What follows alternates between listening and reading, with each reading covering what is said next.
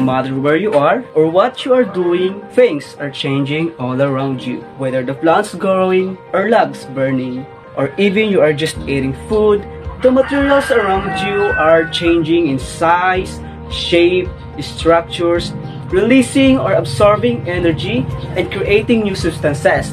And chemistry, most changing, is divided into two categories: the physical changes and the chemical changes.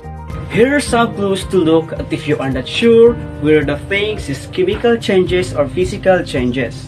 Physical changes do not form a new substance. Physical change may change the shape or size of an object. It may change the state of a substance's matter. The physical changes can be undone in so many ways. In a physical change, you end up with the substance you started with, even if it looks different. Chemical changes always form a new substance. They may absorb or release heat. Sometimes chemical changes change color, release gases, produce odor, and create the sounds, and produce lights. Chemical changes is usually cannot be undone. I hope you enjoyed learning about these topics, the physical changes and the chemical changes today. Look around you and see if you can identify the physical and chemical changes around you. Physical change is something that changes physical properties of a substance like size, shape, or form. Cutting a piece of a clothes is an example of physical change. Even though the clothes change its size and shape, it doesn't create a new substance. It's still clothes.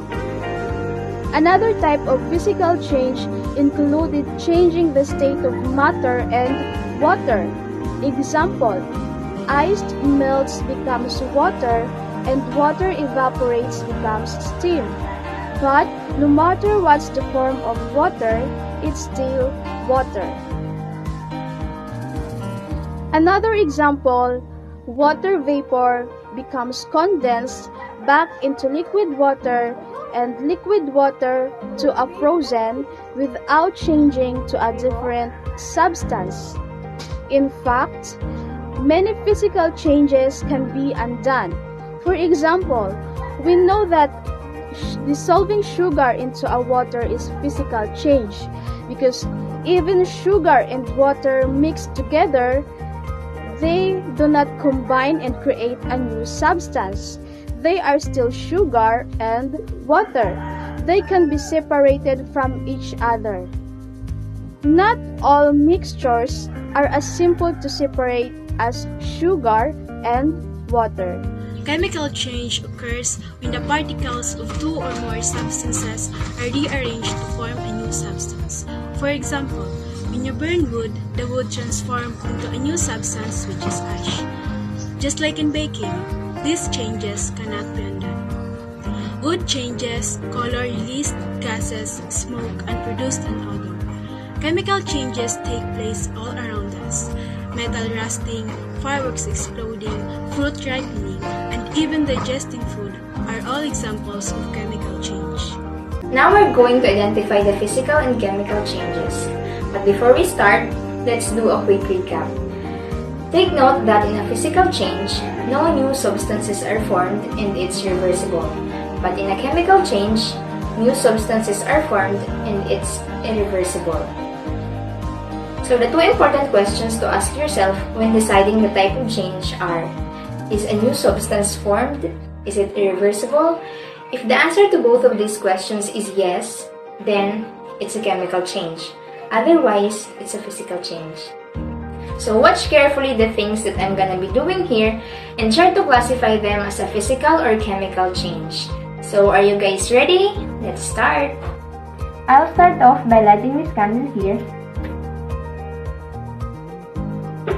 Now I'm going to make some lemonade. So first, let me cut the lemon.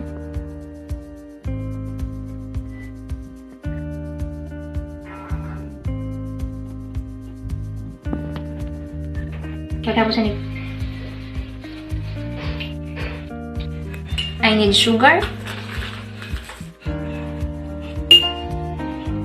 Then mix the sugar and water.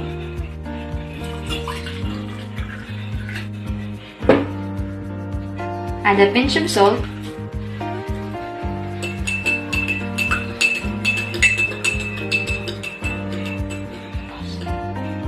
And we're done. As you can see, the candle is still burning. Can you see the wax that has melted here? Are you ready with your answers? In all the changes you saw, these are the chemical changes. In these changes, some new substances are formed, and here are the physical changes. In these changes, no new substances are formed. A burning candle is an interesting example where both physical and chemical changes are taking place. The physical changes is the melting of the wax, and the chemical change is the burning of the candle. So that's it. Hope you guys learned something from me. See you next time!